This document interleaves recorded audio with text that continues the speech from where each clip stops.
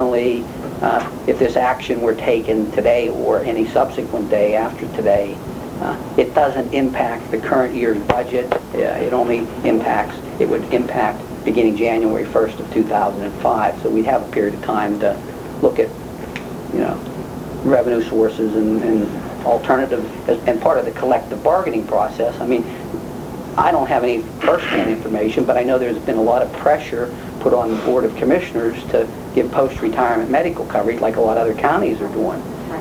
This, while it seemed like a large number, ultimately, if you could use it as a way of saying to the bargaining unit, here's a nice benefit, it'll permit you to have at least some additional money in your pension when you retire to buy medical coverage. But if we bring those employees into those retired employees into our current plan, they'll drive our experience rating up and affect the overall cost of hospitalization, which would be much more than the cost of a retirement, even at this figure that I'm giving you now. I could never in good conscience recommend that to the board. I think Bill and Lori would agree with that. Do we have a motion or table?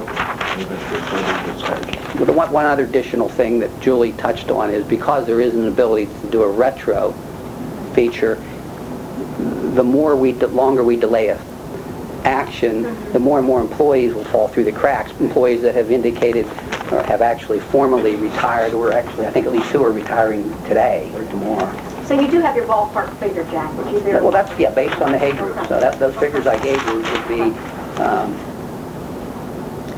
Okay, I'd like to make a motion that the Butler County Retirement Board adopt the provisions of Act 43, which provides for a 1/40th class retroactive to the employee's start date, and I'd like to adopt this effective January 2nd, 2004. Do we have a second to the motion?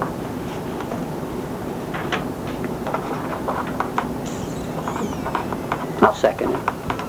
All in favor say aye. I'd like to ask a question on it. Okay, sure. Is that subject to Huggins' review of this, or what can we do? I mean, to assure that we get some absolute numbers.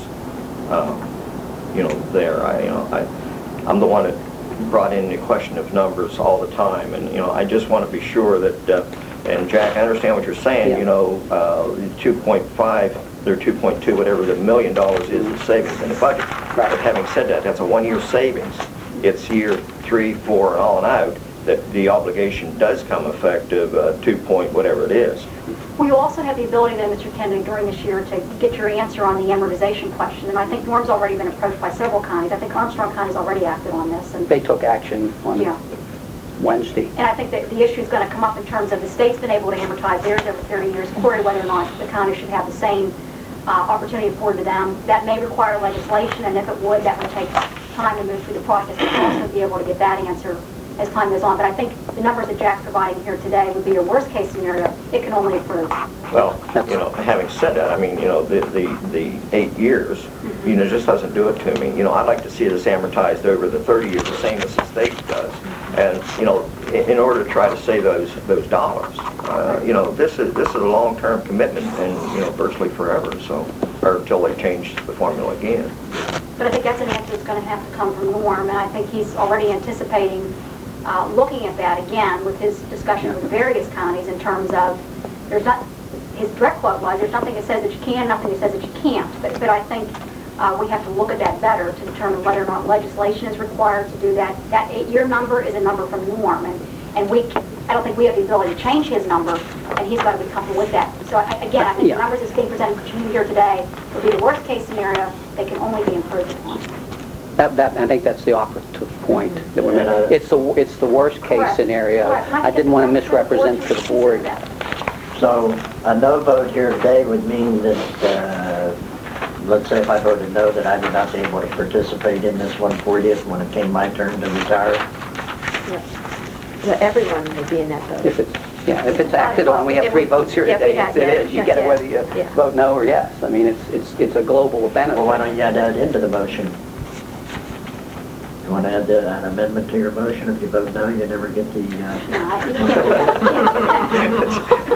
Do I get more because I made it first? Do I get extra credit? No. How will this impact the people who retired today? It will, anyone who's retiring today and forward would be included in this new 140th. Today and forward. Right.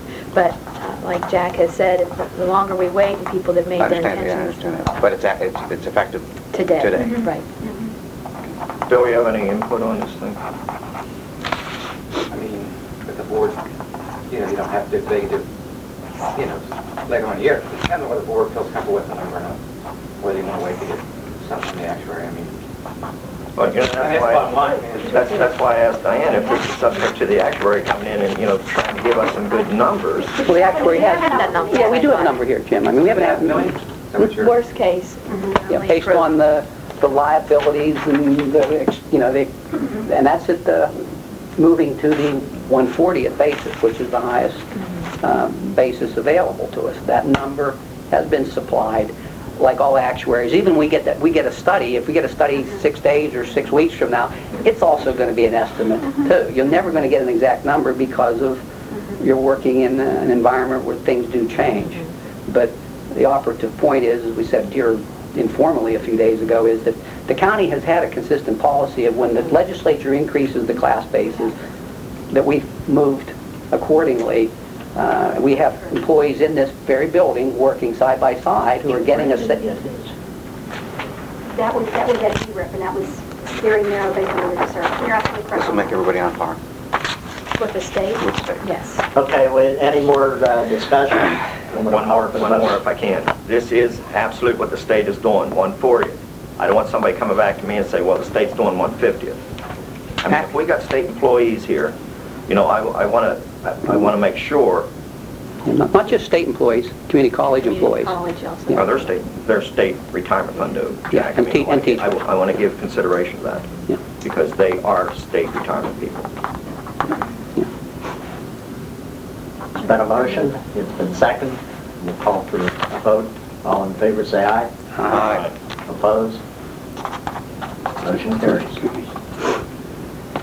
Now the retirees that are retiring today can go out and load up. Yeah, Anything else?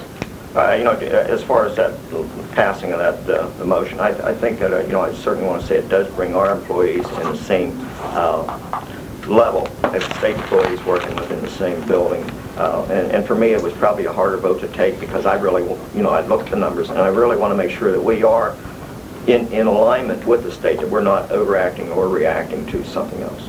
Just to kind of amplify what you asked, Commissioner, that we're now at parity with them from retirement, but we're still, we're not in total benefits to state employees still. They get post-retirement health care. That's right. Again, I don't think you want to. So- That's one commissioner is not going to get post-retirement. Yeah, but I mean, the important point I think all of us seem to have sensed here, I mean, I will state, and I think, is that this does provide, I think, long-term savings to the county in the fact that we can say to our employees, here now you have something, we can't afford to give you post-retirement medical benefits. That's the reason I supported the action. Right. And you can use that as a, Yeah, It's something that makes you sense. know, because you're going to, we've been hearing that for years. You came aboard. Right. I think you can now say, here, we're giving you a benefit. It also allows you to keep employees. No. You can't go down medical benefits road. That's a risky business. Oh my, yes. I just don't have any idea what you're going to face. Right? Yeah, I just need a 140th. Are we done here? Okay, motion to adjourn. So moved. So Sean, we're all squared this year. I'll get those contracts signed today. You're going to give me the address